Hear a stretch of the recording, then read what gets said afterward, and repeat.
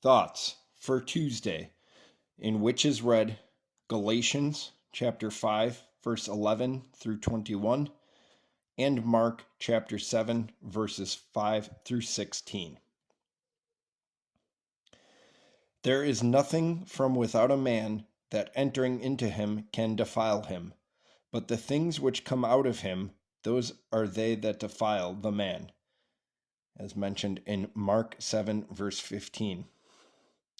This and similar passages, for example, but meat commandeth us not to God, from 1 Corinthians 8, verse 8, are usually cited by those who do not like to fast, supposing that they thereby sufficiently justify the fact that they do not fast according to the rule and custom of the church.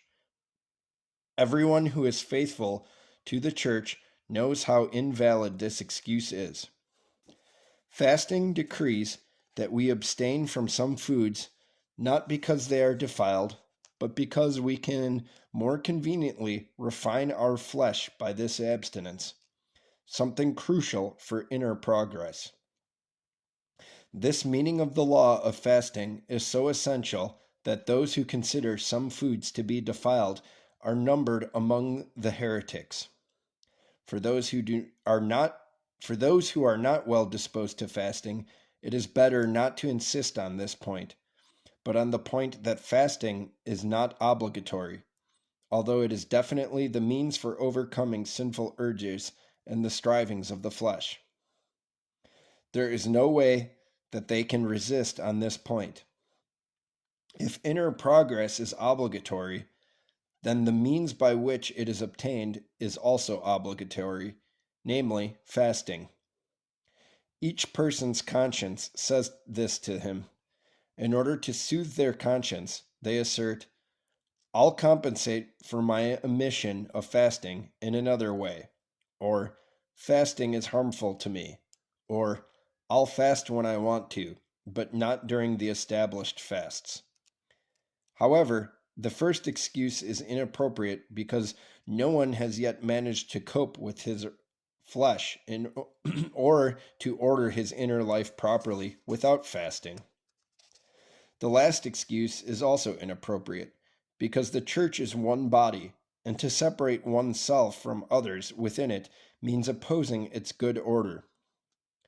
One can remove oneself from the general customs of the church only by leaving it. But while someone is a member of it, he cannot say this or demand that. The second excuse has a shade of validity. Indeed, among the limitations of fasting, the obligation is lifted from those upon whom fasting acts destructively, because the fast was established not to kill the body, but to mortify the passions. But if one were to conscientiously count the true number of such people, it would be seen that they are so few that they do not even count. Only one real reason remains: lack of desire. There is no point in arguing with this. You will not be brought to paradise against your will. But when you are condemned to hell, you will go whether you want to or not. You will be grabbed and thrown there.